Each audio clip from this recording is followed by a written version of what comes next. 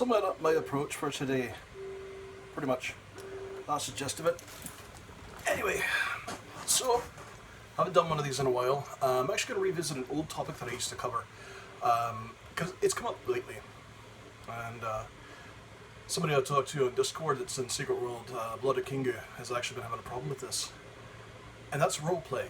And the differences between role-playing in an MMO versus role-playing in tabletop. Now, I already did one video on this, but I'm going to go ahead and scrap it because, well, frankly, it's a lot of rambling, plus, let's be honest, I was reloading magazines when I did that one. Here's the quirk I've noticed. I can tabletop roleplay just about anything. As the DM, you know, I've been playing AD&D First Edition since 1982, and I've been DMing it since '84. So I got used to running a lot of different types of characters. I can roleplay everything from a Dark Harlot to a Paladin and anything in between. The character I was playing in one campaign that we kind of had to put it on pause because that player separation due to moving and such, was Alaric the Swift. Now, Alaric the Swift is a gentleman thief and ladies' man what likes to go find the baubles and take them off the pretty ladies and then maybe convince them to give up a bit of their affections, so to speak, and find lady favours. So, you know, not me, basically. He's a rogue, he's a womanizer. Those of you that know me don't say it. Yes, I know. I'm not a womanizer. I just like the ladies. There's no difference. Womanizers, well, yeah, trust me. Here's the thing, and this is where the big difference lays out. I could play a wide variety of different characters, both as a DM and as a player, in role-playing games. The character I'm playing in the current game is a cleric, a very uptight sort of fellow. And he's sort of the conservative conscience of the group. I've played ruthless cutthroat villains. I've played the most benign people you can imagine. I've played bloody nymphs for the love of the mic. I mean, look. The point is, when it comes to tabletop games, I can roleplay across the board, but I can't do it in an MMO, and I've never figured out why. All the characters I put together in an MMO always wind up being, honestly, variations of my actual personality. Now, I've talked to some other folks that have the same thing. Whenever they develop a character for an online role-playing game, it generally tends to be themselves with a few tweaks. And I tried breaking that bound. I tried pushing, never could really get into it. So that started me thinking about role-playing in general, why I was having trouble being able to get into different characters. And one of the things I discovered is that there's something lacks in role-playing in an MMO that you don't have in the tabletop. Now, it could be because you've got your friends around you and that sort of thing. Sorry, I'm closing windows so my face is lighting up 6 ways from Sunday. It could be because of the fact that you've got the separation there. When you're playing a role-playing game at a table, you're looking across the player. So yes, you might actually be playing a character who is at odds with their character. As a DM, I do that all the time. I create villains. I want to see my players' characters utterly destroyed. I create the kind of assholes I hate. Not all the time. I also come up with some villains with some serious depth. You know, go the whole Thanos route. I'm a villain that, you know, honestly, when you look at it, he's not wrong. But his methods suck. You know, that sort of thing. The villains that think they're actually in the right. But there's always that separation. You know, me playing Kalos the Lich that's hunting them down, that's not me, Brendan. That's a character. And, you know, Jim's character may hate the Lich, but Jim doesn't hate me. And there's that separation because you're looking face to face with the players across from you. And you understand that there's a difference between the character and the player. MMOs, you lack that. Now, this has created a whole cascade of other issues that I've seen lately. I've noticed it in Secret World Legends, but I've heard that it's commonplace in MMOs these days where people take the games way too bloody seriously. They think what happens in the game is actually real life. That's how they treat it. You know, you get somebody whose character cheats on them with another character, next thing you know, they themselves, the player, are flipping out and acting like their real-world boyfriend just cheated on them. It's a fucking game. Seriously, people. If your life is so sheltered and so limited that is the most important thing to you, you might want to step away from the keyboard and get outside a little bit, have a little, socialization, learn what the real world is like. Because frankly, that's where the real is. These games are one power outage away from ceasing to exist. All that energy, all that ego, all that input you put into there, and not just emotionally, but also financially, which is a little disturbing, it doesn't exist. It's not real. If something happened to your internet access, it'd be gone. It would evaporate. Whereas the real-world connections you make with the people around you, that's still there. I guarantee you, I could run an AD&D game in the fucking apocalypse when all power is gone, civilization has crashed, and we're living in a bloody cave. In fact, to be perfectly honest, I probably would, just for the morale factor. You can't do that with an MMO.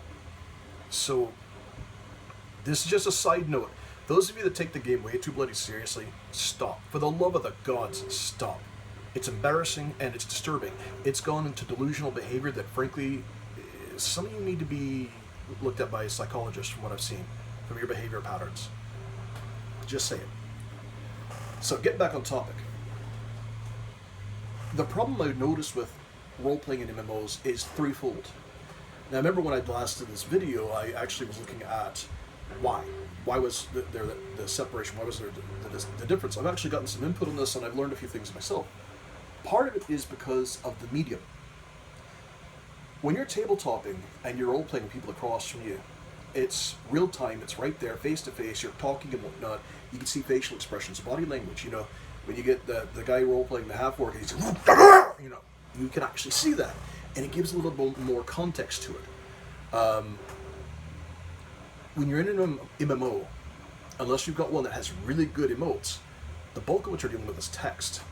And as we all know from having, you know, I mean, the internet didn't even exist until I was an adult, so, but those of you that grew up with the internet, you know this. Text is a shite medium for communicating anything resembling context and emotion because it's easily misconstrued. You can read through something that somebody wrote and come away with the exact wrong thing from what they were actually intended to get across. You know, they intended something to be humorous and take it seriously, and the next thing you know, you got a big scrap and you know, got an online schmozzle going on. With MMOs, the medium is problematic because it's limited to text and some emotes and a little bit of body language, and not much. I mean, like I said, I've not really seen too many MMOs that have really good emotes. At least not that are easy to work with. The user interface sometimes, you have several emotes, but you have to go plug through menu after menu after menu. Second thing, and related to that, is the delay factor. Sometimes in an MMO, you'll do something, and the response will be several minutes and coming, if not longer, because people have to go away from the keyboard. I mean, those of you that play with me on Secret World know this, because I have to go AFK all the bloody time. I've got 3 children that if I don't watch them constantly, they're going to set the bloody house on fire. In fact, I'm waiting for smoke to come curling up under the door behind me right now. There is a factor of delay screwing up with the immersion. Role-playing has to have this perfect balance between immersion and separation. Tabletopping usually can get that, depending on how many eruptions you get in the game. With MMOs, I've noticed it goes one of two. It goes too far one way or the other. Either people get too immersed in it and become treating it like it's real, or because of the interruptions, it's hard for people to get into it. And that's the problem that Kingo had, was the fact that it's sitting there reading text, reading screen scrolls, trying to keep up with what's going on. Now, I type at 96 words per minute, and I can read like that. So for me, that's not an issue. Not everybody can do that. And for people that can't, for people that, you know, either it's hard to read, dyslexia, a lot of different reasons, text medium sucks for role-playing. It really does. Back in my day, we had play-by-mail. You know, that's how we did our distance role-playing. You guys have got the internet these days. We had to do it, you know, steal up what our character was doing in a bloody envelope and send it to the guy running the game through, you know, advertisements through Dragon Magazine and that sort of thing. You guys have got it so lucky. You have no idea. So we would do it that way, and that was our long-distance gaming. And it was terrible because of the fact you had both the text medium and the delay, and I never could get into it because of that. And I, you know, like I said, after my family came here, I wound up in Alaska of all places. That's where I grew up. So I got lucky that I found a gaming group, but for a while there wasn't one, and that play-by-mail was what I had, and it was terrible. I hated it. Spent a lot of bloody time out in the woods trapping. Let me tell you, that was my way of decompressing. So when you have the text medium, you have the delay that comes with that. It creates a separation between the characters to some extent. But then you add the third factor in there, which is that the game mechanics themselves are built for a visual interface. I've heard, and this is actually a new thing to me, I didn't even know they did this until Kinga brought it up, role-playing communities like to create character sheets. Now, I mean, we do that in tabletop all the time, obviously. But what puzzled me is the way they were doing it. A lot of them are basically creating character sheets that were completely separate systems. You've got a video game right there that already has it set up. Now, not all of them are good at it, but you can use that as a base. For instance, one of the things I love about the original Fallout is it was a tabletop role-playing game mechanic turned into a video game. You could deconstruct it and easily turn it back into a tabletop game. You can come up with something similar to that. You know, for example, using Secret World as example, because that's where this is being brought up. Look at your item ratings. Look at your abilities. Those sorts of things. There's damage listings there. If you're going to roleplay out combat and that sort of thing, you're going to roleplay out interactions and such. Use the existing system, augment it with things that aren't covered by the video game. Boom, there you go. So, but for some reason people are trying to reinvent the wheel and it causes issues. Now, I'm not ranting about, I'm not bashing MMO roleplaying. I do it on a regular basis myself. In fact, as a writer, it's helping me because I have weaknesses in certain areas. Don't laugh. I have issues writing intimate scenes, sex scenes. It's never been my thing. Getting into, of all bloody things, and yes, I'm kind of embarrassed to admit this, getting into ERP has actually helped me learn how to describe that in ways that are intimate, sensual, but not tawdry, not crude. I've seen plenty of crude ERP and it puts me off. And I love sex more than the next guy, trust me. That's just, but a way to put some eloquence into it, to where I can now write sex scenes, which may not seem like it would matter with a sci-fi writer. Believe it or not, it does. I'm getting pushes from my agent to put more romance into the things, more romantic involvements. It comes with the territory. So, I'm not bashing online role-playing. In fact, I'm trying to figure out a way to help people that are having issues with it. But those three issues right there, those three problems, the text medium, the delays, and the game mechanics being, for some people, they don't want to use existing game mechanics, or the game mechanics don't work for a role-playing environment. Those are the things that I've noticed create problems for a lot of folks. Now, for me, there's a fourth factor, and I think some other people run into this, but not as many as you would think. And that is the separation of the players, the people. I like to be face-to-face with people I'm role-playing with. I like to have that interaction. I like to have that face-to-face.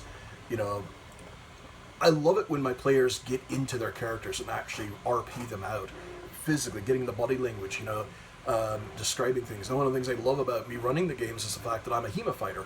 And so I trained using the Theft Booker how to fight with medieval weaponry and wear medieval armor, things like that. And I've got extensive experience at it. So whenever we run into an issue of like somebody saying, I'm going to sleep in my full armor, I'm like, really? Go grab the armor, throw it on him. Lay down, we'll see how you last 5 minutes. Sure enough, they shit can that plant. Things like that, which it helps bring realism to the game, but it doesn't interrupt the role-playing. You can't do that in MMO. You can't have that just spur-of-the-moment interaction like that where you can bring the real-world personal stuff to it, because you're talking about one digital avatar versus talking to another digital avatar, and the only communication they really have is by text and some limited emotes. So I guess it kind of does filter into the first factor, the medium, but that separation of player to player for me, that's my big issue. Anyway, so I figured I'd throw it out there and see what you thought. Again, anybody that's got any ideas and comments you want to add to this, any suggestions, solutions you might have thought of, because that's actually the main thing I'm looking for here, is to help people that are having issues with the role-playing dilemma, so to speak. By all means, leave them in the comment section below, and see you next time.